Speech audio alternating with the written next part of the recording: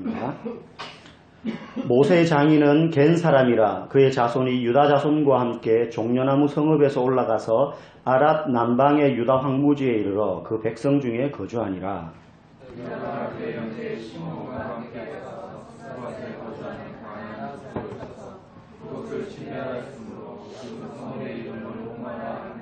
유다가 또 가사 및 그 지역과 아스글론 및 그 지역과 에그론 및 그 지역을 점령하였고 여호와께서 유다와 함께 계셨으므로 그가 산지민을 쫓아내었으나 제가 유인들의 수소를 가까웠으므로 그들을 쫓아내지 못하였으며 그들이 모세가 명령한 대로 헤브론을 갈렙에게 주었더니 그가 거기서 안악의 세 아들을 쫓아내었고 베냐민 자손은 예루살렘에 거주하는 여부수 족속을 쫓아내지 못하였으므로 여부수 족속이 베냐민 자손과 함께 오늘까지 예루살렘에 거주하니라. 아멘.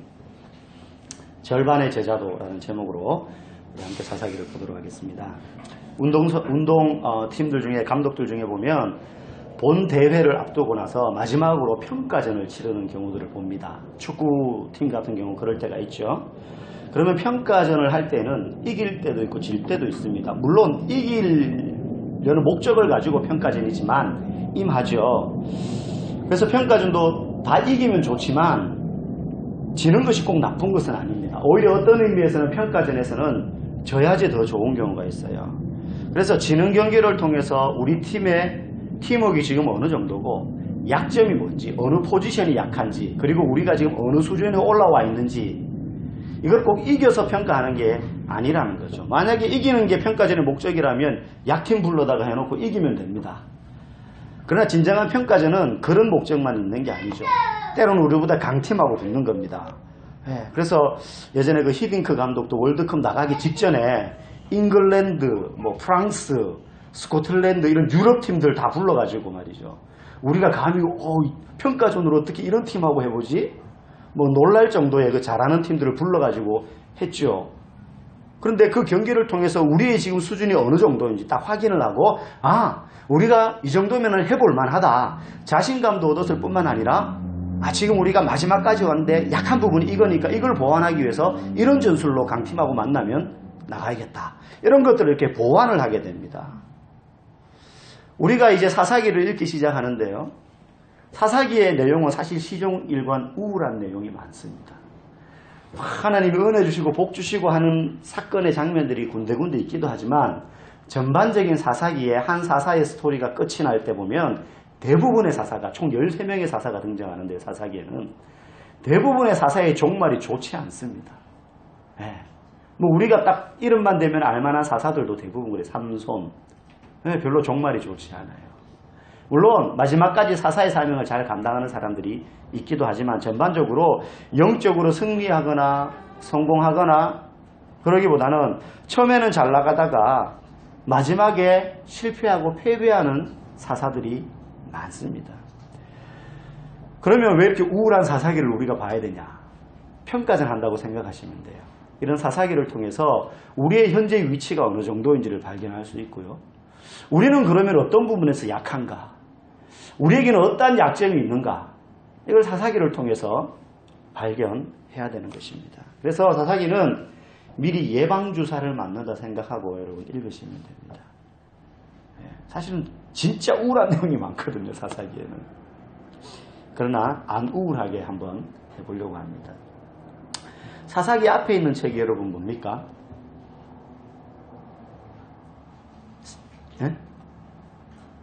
안 뜯겨봐도 한 장만 넘겨도 나오는데 여호수아서죠. 24장으로 여호수아서가 끝납니다.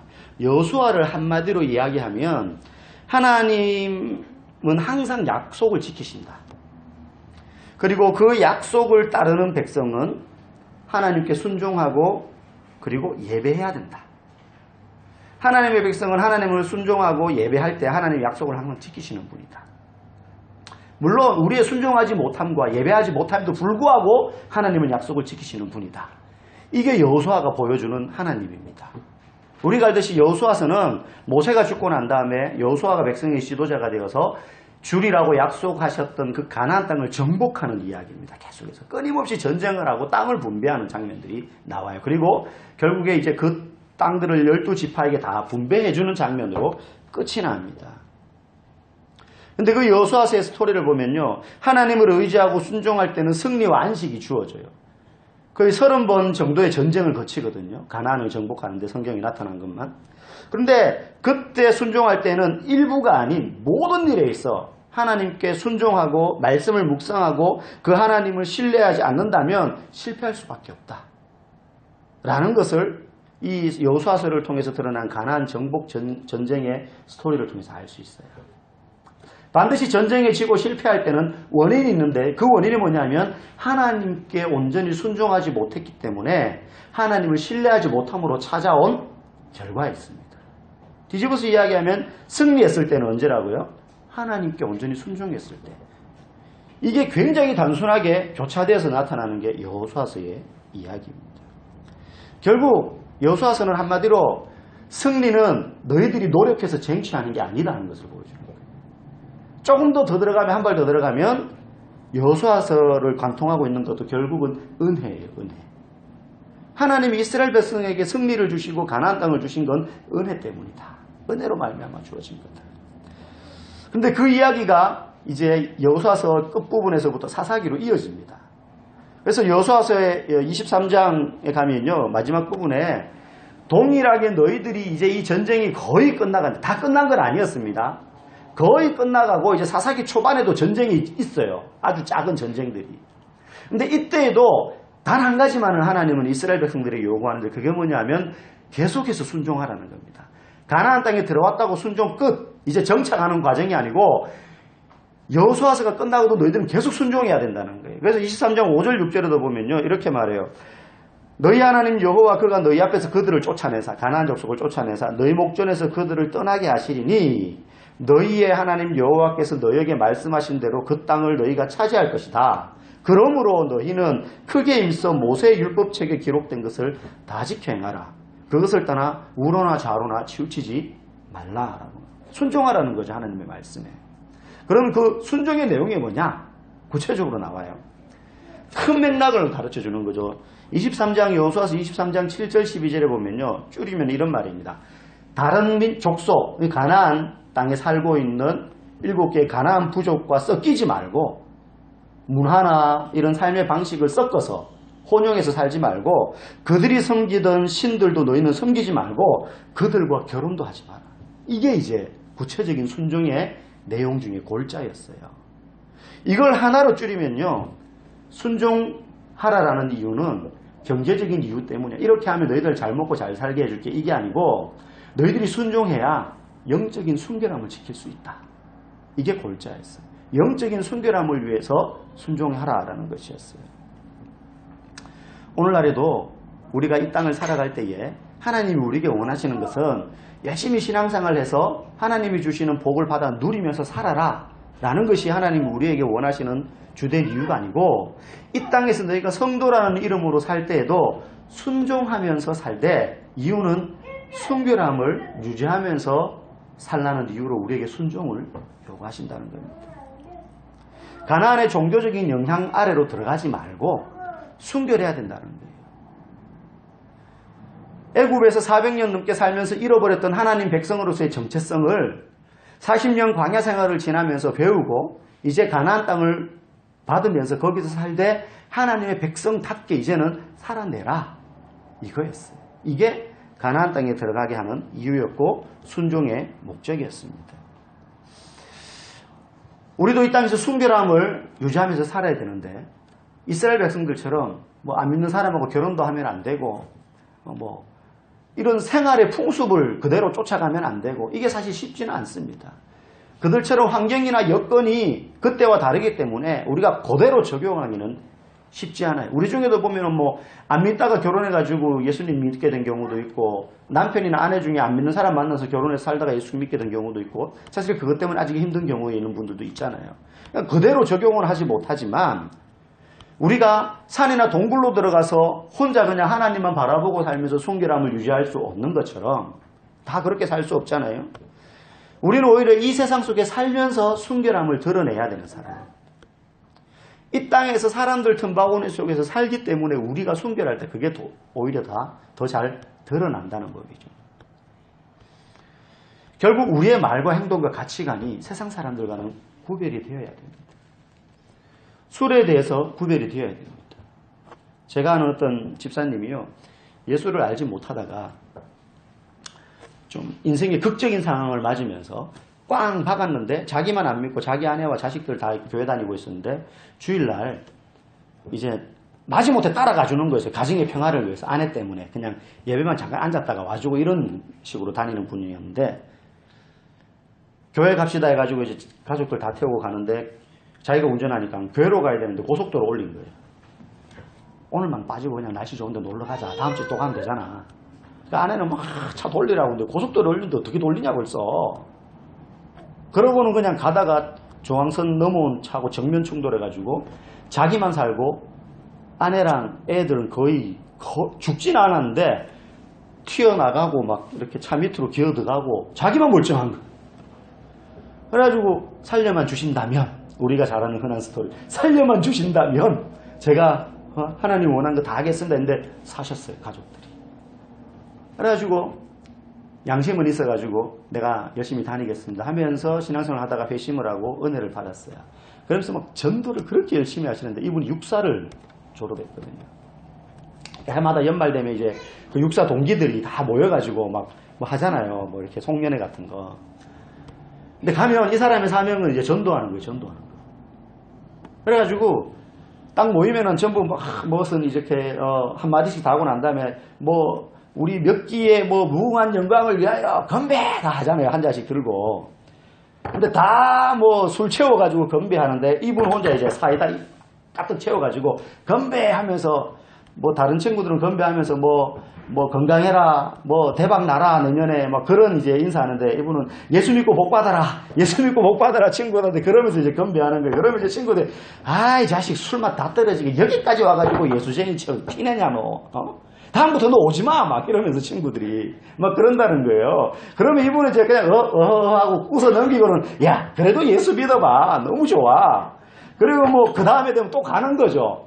그러면 이제 문 쫙 열고 들어가면서 첫인사가 그 연회장에 들어가면서 예수 믿고 복 받아라 이러면서 들어가. 그럼 친구들 아 저 자식 또 왔다 저거 누가 불렀어 막 이러면서 쟤 좀 오지 마라 그래. 술맛 떨어져 분위기 다 깨고 말이지. 그럼 또 사이다 따라가지고 또 막 건배 이러면서 뭐 예수 믿어봐 너무 행복하고 좋아 막 그러면서 뭐 그러거나 말거나 친구들이 뭐 너 오지 마 그러거나 말거나 이제 그런다는 거죠.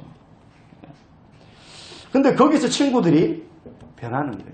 자기들이 술 취해가지고 건배하고 뭐 무궁한 영광을 위하여 뭐 천년만년 살아라 그러고 뭐 그러는데 다 그 나이 되면 50, 60 됐는데 뭐 더 부귀영화를 누릴 마음이 있겠습니까? 인사말로 하는 거죠. 술 한 잔씩 들어가고 나면 자기만 말짱하잖아요. 그럼 술 들어간 사람들이 속마음을 내뱉기 시작하는 거예요. 친구들이. 그러면 앞에서는 막 껄껄했는데 술 좀 들어가고 나면 진짜 고민들을 막 이야기하는 거예요. 이제. 마누라가 어떻고 무슨 우리 형님이 어떠고 저떠고 그러면서 막 지금 자기 지금 살아가는데 너무 힘든 이야기를 한다는 거죠. 그러면 이분은 말짱하니까 맨정신으로 성경 이야기하면서 막 인생 상담을 해주면요. 술이 좀 들어가니까 맨정신일 때는 저놈 누가 불렀나 이랬는데 술 좀 들어가니까 이 친구들이 귀담아서 막 듣는 거예요. 이제. 아 그러냐고 그러면서 뭐 주소 가르쳐주고 다니는 교회 막 목사님 설교 테이프 막 주면서 나중에 집에 가서 꼭 들어봐라 그러면서 막 주고 그렇게 전도를 하신다는 거예요.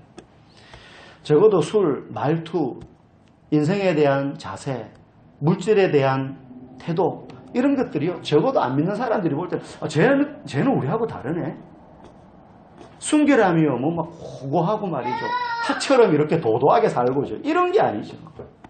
일상에서 삶 가운데 살지만 똑같은 문제를 보고 다른 사람들은 쉽게 비판하고 손가락질하고 욕하는데 예수 믿는 사람은 달라야죠. 한마디 말을 할 때도 신중해야 되고요. 축복의 말을 해야 되고요. 진리를 외칠 수 있어야 되고요. 불의 앞에 사람들이 대세를 쫓아가며 고개를 돌릴 때 아니오라고 말할 수 있어야 되고요. 그게 이 세대를 살아가는 우리에게 하나님이 원하시는 순결한 삶이라는 겁니다. 여러분 참된 제자는요.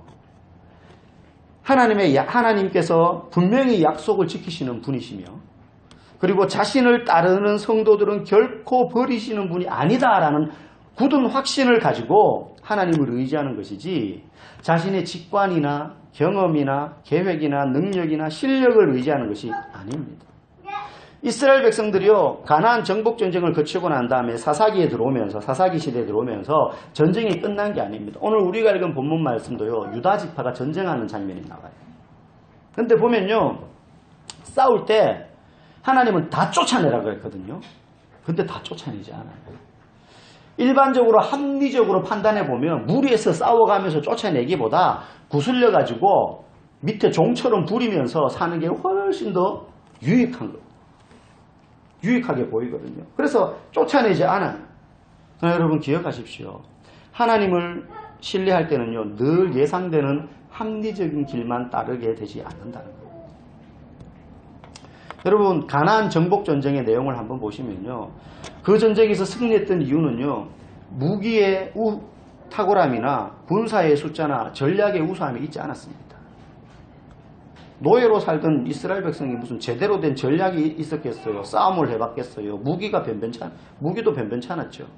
그럼에도 불구하고 가나안 족속들과 싸워서 연승할 수 있었던 것은 하나님이 그들과 함께 있었다는 사실을 믿고 나아갔기 때문에 승리했던 것이죠. 결국 여호수아서에서 계속 흐르는 전쟁의 이야기는 하나님을 온전히 신뢰했느냐 아니면 내가 가지고 있는 것을 신뢰하느냐의 싸움의 결과물들이었어요. 오늘 우리가 읽은 본문 말씀은요, 그 이야기가 사실은 그대로 이어집니다. 오늘 읽은 본문 19절에 보면 이렇게 이야기합니다. 여호와께서 유다와 함께 계셨으므로 그가 산지 주민을 쫓아내었으나 골짜기의 주민들은 철병거가 있으므로 그들을 쫓아내지 못하였으며. 오늘 이야기의 주인공은 유다 지파입니다. 유다 지파. 이스라엘의 맏지파죠. 장자지파죠. 영적으로. 근데 이들이 자기들에게 주어진 땅에 가나안 족속 거민들이 있었는데 이들이 골짜기에 살았는데 이들을 쫓아내지 못했다 그랬어요. 표면적인 이유는 그들에게 철병거가 있었기 때문에. 다시 말하면 전차같이 중무장한 무기가 있었기 때문에 싸우면 안 됐다는 거예요. 그런데 오늘 본문 속에 면밀히 흐르고 있는 하나님의 진단은 그런 표면적인 이유 때문이 아니라 유다 지파가 하나님을 신뢰하지 않았다는 것 때문에 이들이 쫓아내지 못했다고 말씀하고 있습니다. 하나님이 그들과 함께 계셨음에도 불구하고 오늘 19절에 보면 결국이요, 이 절반의 제자도 때문에 이 남은 가나안 족속이 오랫동안 유다 지파 옆구리에 가시 같은 존재가 됩니다. 계속 괴롭힙니다. 여러분, 우리가 하나님의 축복을 누리지 못하는 이유는 우리가 실력이 모자라서거나 힘이 없거나 환경이 뒷받침되지 않아서가 아니라 하나님을 전적으로 믿지 않기 때문에 그렇습니다. 우리의 신앙의 흐름을 한번 잘 보십시오. 하나님이 내게 은혜와 약속들을 이루어 주시고 복을 주실 때에 내 삶과 그렇지 않을 때 내 삶의 모습이 어떠한가? 분명히 하나님은 순종하는 자에게 주시는 은혜와 상급이 있습니다. 순종하는 자에게 주시는 은혜와 상급이 있습니다. 하나님 아닌 것을 우리가 더 의지하거나 하나님과 동행할 때조차도 우리의 계산의 근거를 두면, 다시 말하면 내가 계산해 보니 이거는 될 것 같아서 하나님을 따라가는 거죠. 될 것 같으니까 하나님 따라가는 거예요. 보험처럼 하나님 하나 더 붙잡고 가는 거죠. 그렇게 되면요, 우리는 유다 지파처럼 행동하는 게 됩니다. 오늘 19절에 보니까 하나님이 그들과 함께 계셨는데도 불구하고 철병거 핑계대면서 가나안 거민을 쫓아내지 않았습니다. 여러분, 그런 건요, 굉장히 얍삽한 행동이에요. 얍삽한. 믿는다 하지만 사실은 내 생각대로 사는 것이고 거기에 하나님의 힘만 좀 빌리려는 불순한 의도입니다.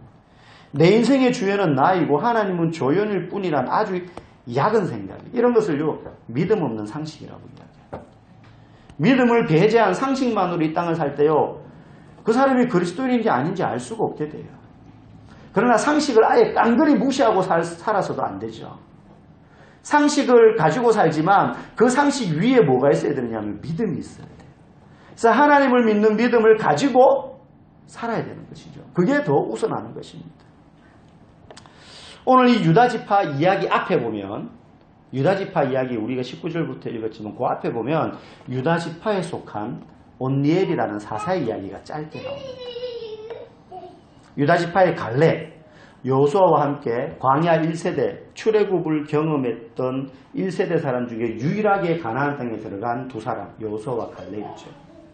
이 갈렙이 제안을 합니다. 기랴세벨이라는 이 가나안 지역의 한 땅이 지역인데 이 지역을 점령하는 사람, 거기에 있는 가나안 족속을 물리치고 그 땅을 점령하는 사람에게는 자기 딸 악사를 아내로 주겠다.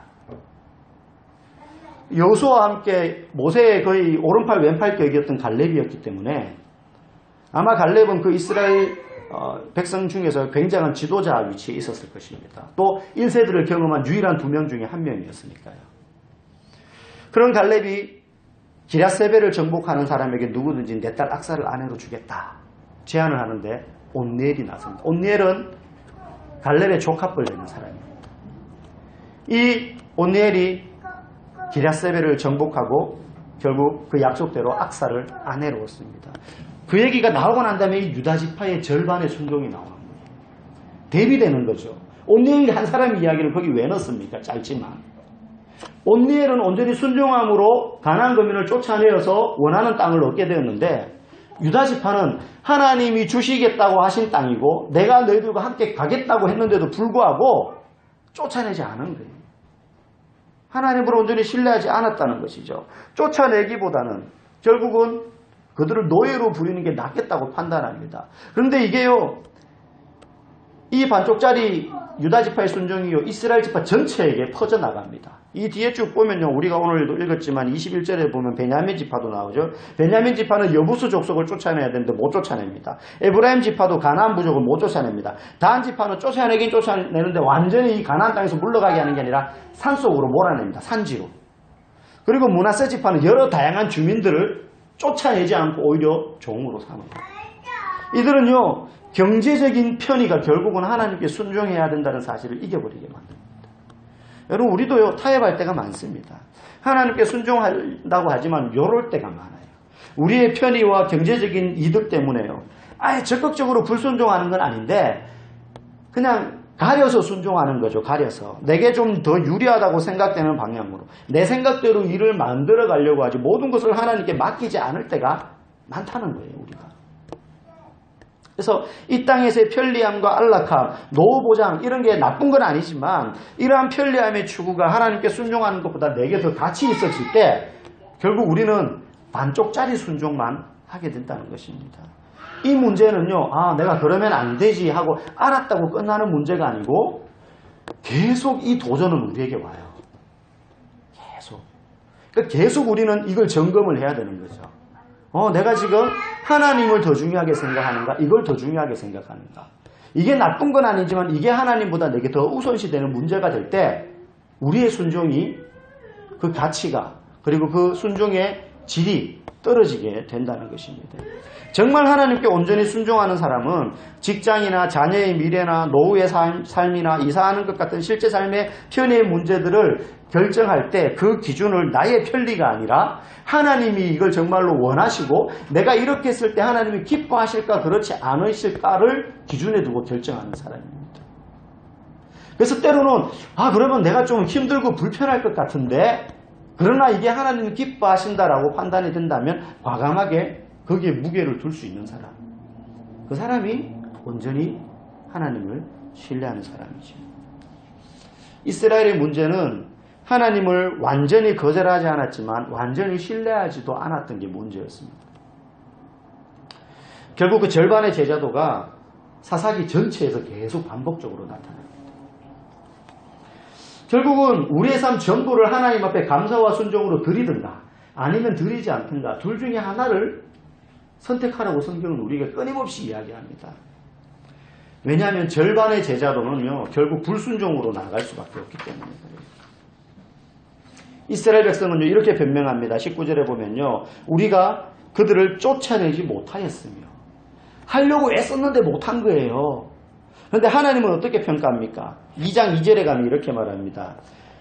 너희는 이 땅의 주민과 언약을 맺지 말며 그들의 제단들을 헐라하였거늘 너희가 내 목소리를 듣지 아니하였으니.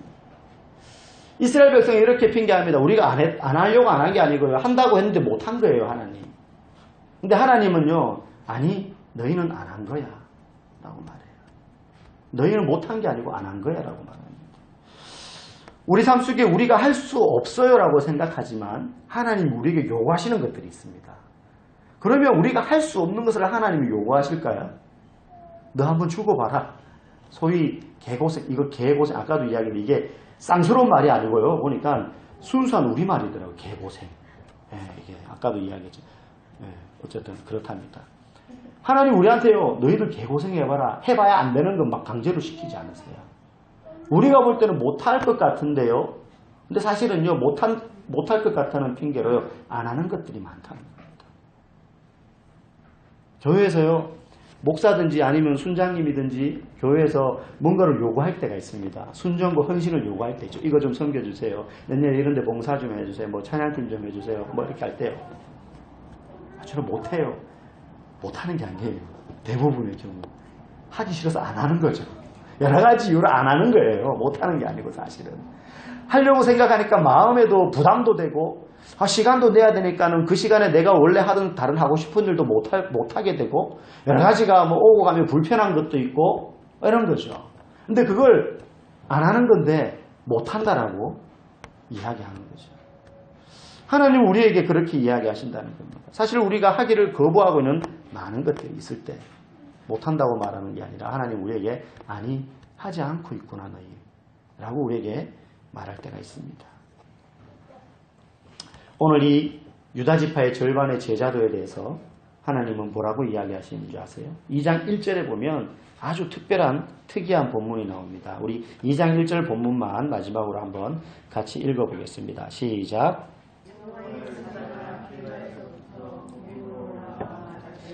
내가 너희를 애굽에서 올라오게 하여 내가 너희의 조상들에게 맹세한 땅으로 들어가게 하였으며 또 내가 이르기를 내가 너희와 함께한 언약을 영원히 어기지 아니하리니. 자, 여기 보니까요. 천사가 여호와의 사자가 길갈에서부터 복임으로 올라와서 하나님의 뜻 말씀을 전합니다.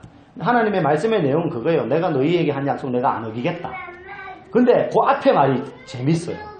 왜 천사가 여러분 길갈에서 지금 복임이라는 곳으로 올라왔다 그러거든요. 천사가 사는 동네가 있습니까 따로? 길갈에 사는 건 아닐 거 아니에요 천사가. 근데 왜 길갈이라는 지명을 꼭 언급을 했을까요? 길갈은요 요단강이 이렇게 있으면 남북으로 흐르잖아요. 그럼 이스라엘 백성이 가나안에서부터 애굽에서 쭉 와서 요렇게 해서 요단강 동쪽에서 요단강을 건너면서 이스라엘이 남북으로 긴데 남북으로 잘라내버리고 위아래를 하나씩 쳐서 쫙 정복해가요. 뭐 밑에서 쫙 치고 올라가는 게 아니고 끊어버리는 거죠 중간에.